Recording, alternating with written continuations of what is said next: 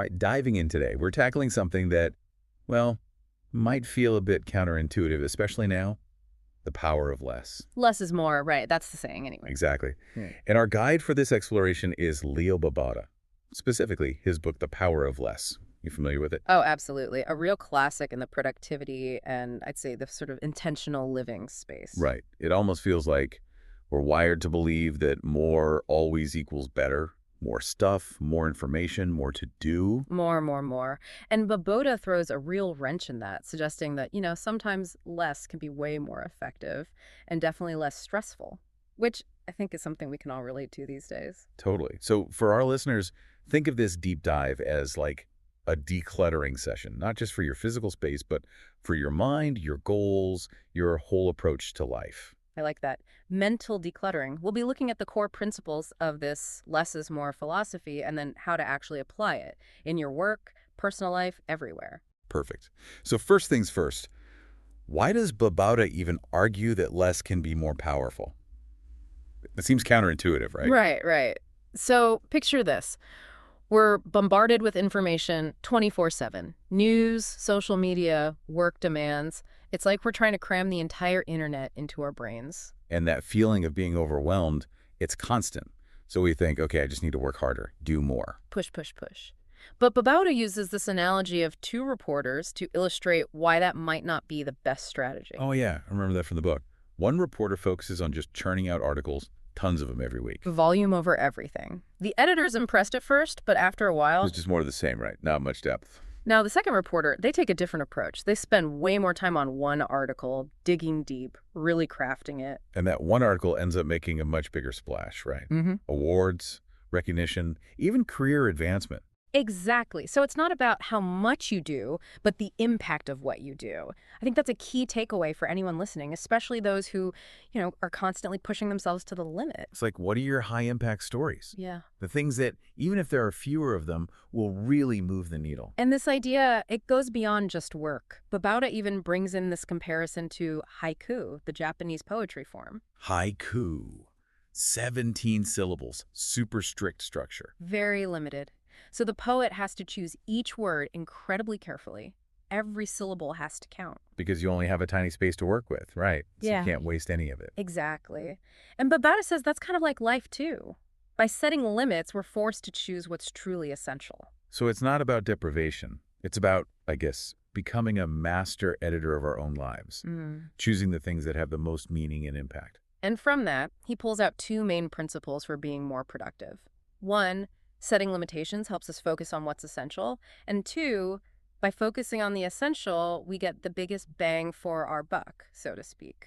With our time and energy, yeah, which are definitely limited resources. Yeah. He also talks about, specifically choosing things with the most impact.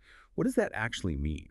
I think it comes down to long-term benefits. So things that lead to lasting recognition for your work or open up significant financial opportunities or maybe even change your whole career trajectory for the better. Okay, so that's the why behind focusing on less.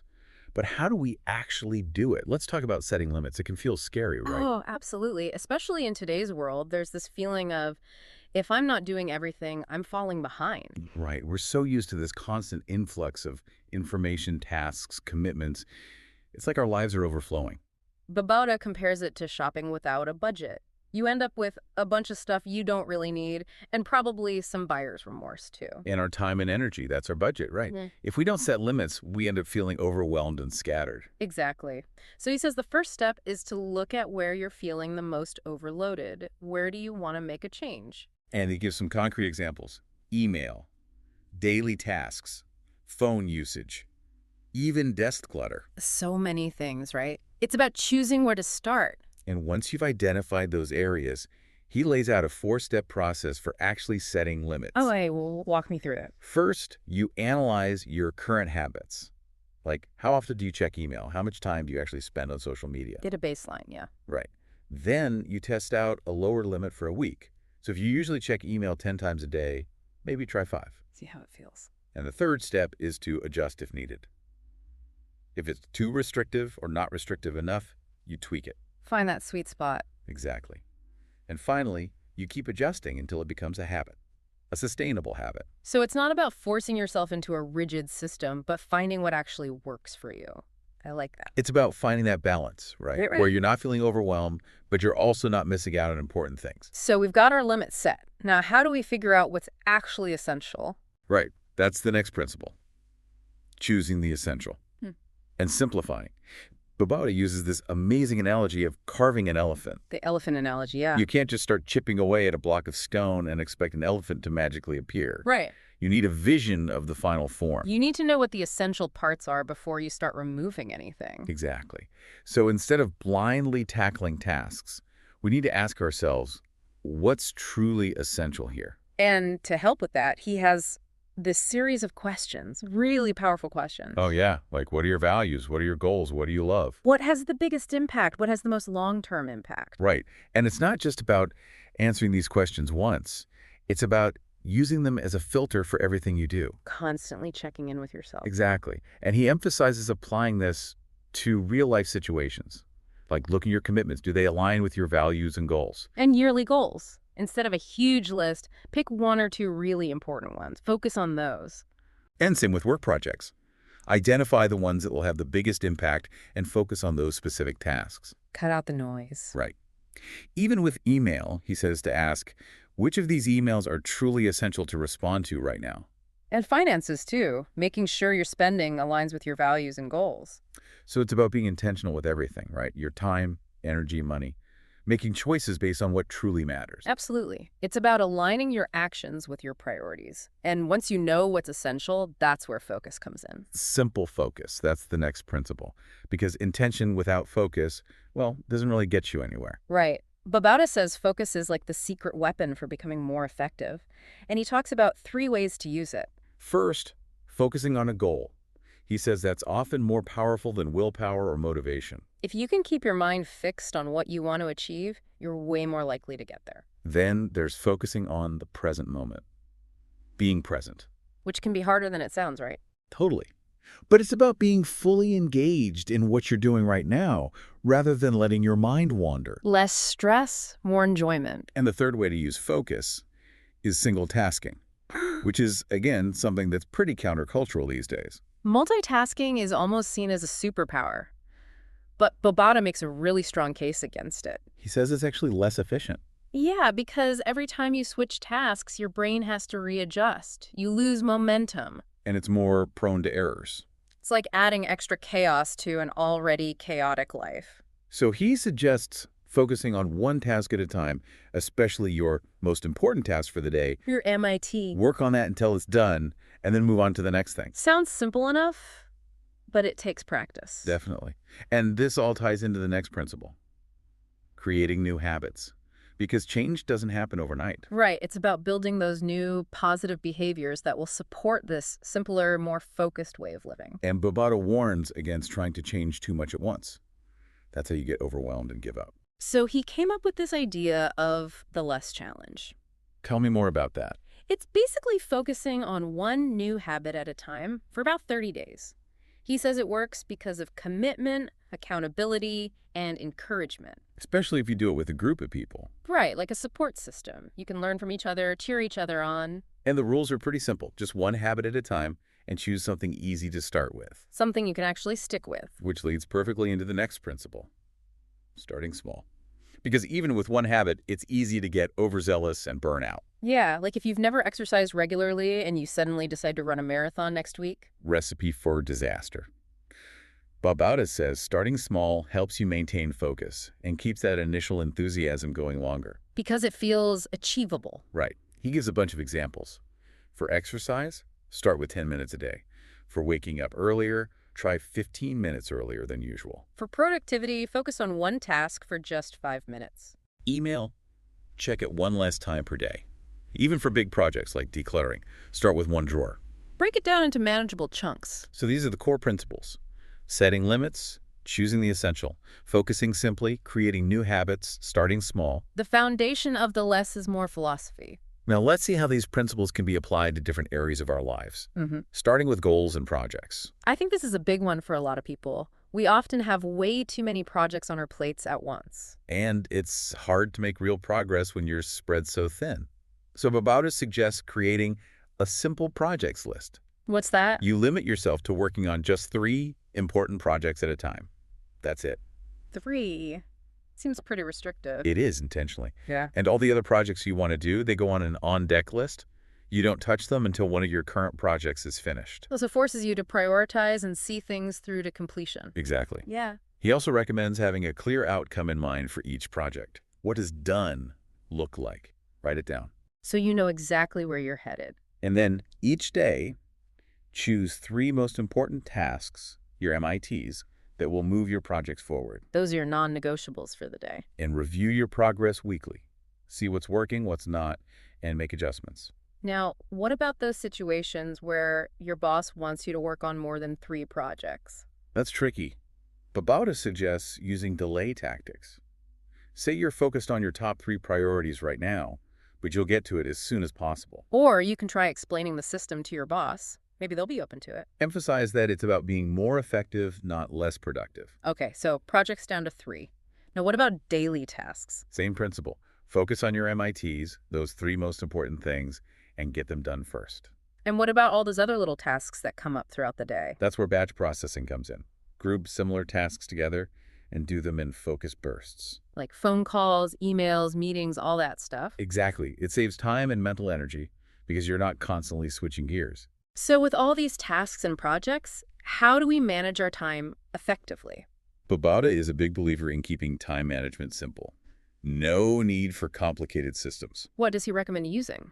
A basic calendar, like Google Calendar for appointments and for your MITs, batch tasks, and ideas. A simple notebook or text file. Pen and paper. Really, sometimes the simplest tools are the best. What? And he says to process your to-do list just once a day. Don't spend all your time fiddling with it. That's actually really good advice. I tend to get lost in my to-do list sometimes. It's easy to do. Now let's talk about email, because I think we can all agree it can be a huge time suck. Oh, for sure. The never-ending inbox. So Babauta says to apply the same principles, simplify, set limits, and find effective habits. How do you simplify email, though? Start by limiting your inboxes. Consolidate everything as much as possible. Less to check means less mental clutter. Oh, okay, that makes sense. Then set limits on when you check email. Maybe twice a day at set times. Turn off notifications. So you're not constantly interrupted. And use filters to deal with junk mail and all those unnecessary notifications. Keep it clean. And when you are processing email, batch similar tasks together. Reply to all the quick ones at once, for example. And don't be afraid to hit that delete button. Liberally. And the goal is to process each email to done. Either reply, delete, archive, or add to your to-do list. Empty that inbox. Exactly. Now, another area that can suck up a lot of time is the internet. Oh, yeah. It's so easy to get lost down rabbit holes. So Babauta suggests setting limitations and using the internet more consciously. But how do you even know how much time you're spending online? Track it. There are tools for that. You might be surprised how much time goes to things that aren't really important. Okay, track it. Then what? Make a conscious plan for internet use. Align it with your work and personal goals. Be intentional. And allow for leisure time, too. But make it a choice, not a default. Like, I'm going to spend an hour watching funny cat videos instead of just ending up there. Exactly. He also gives some great tips for working disconnected. Do your research first, then disconnect. Minimize other distractions. Set a timer. Write down any internet-related tasks that come up to do later. And consider having an offline hour, or even an offline day if you can. Sounds like a digital detox. It can be really refreshing. And if you struggle with internet distractions, he has strategies for breaking those habits too. Like what? Start small. Set specific rules for internet use. Let urges pass without giving in. And find some accountability. Tell people about your goals so they can support you. It really helps. Now let's talk about physical clutter, specifically filing and paperwork. Ah, the dreaded filing cabinet. Babauta says a simple filing system and actually using it is key to staying organized and feeling less stressed. Okay, but how do you even start with that? Declutter first. Get rid of anything you absolutely don't need. Then put all your papers in one pile. To get a sense of the scope of the problem. And as you go through the pile, create new folders as needed. Don't overthink it. Just make sure everything has a place. Keep it simple. And make it a habit to process incoming papers regularly. Don't let them pile up. So much like the email inbox, right? Process and move on. Exactly. Now let's talk about commitments. Because sometimes it's not just physical stuff that clutters our lives, it's our obligations. Overcommitting. Yeah, I think we're all guilty of that sometimes. Babauta says that too many commitments lead to decreased productivity and effectiveness. You can't do your best work when you're constantly stretched thin. So he suggests reducing commitments. But how do you even know where to start? He says to take inventory of all your commitments in all areas of your life. Mhm. Work, family, hobbies, everything. And then identify the ones that aren't giving you much in return, the ones that aren't aligned with your values and goals. The low-hanging fruit, so to speak. Right. And try cutting back on those, maybe for a trial period, just to see how it feels. And if you decide to drop a commitment, how do you tell people? Be direct and polite. Explain that you're unable to continue due to time constraints. No need to over-explain. And once you've freed up some time, be intentional about how you use it. Fill it with things that are important to you. Not just more busy work. Exactly. And the key to avoiding overcommitting in the future, learn to say no. That can be so hard. It is. But it's essential for protecting your time and energy. So we've decluttered our commitments. Now what about our daily routines? Babauta is a big advocate for simple morning and evening routines. He says they can bring a lot of calmness and boost productivity.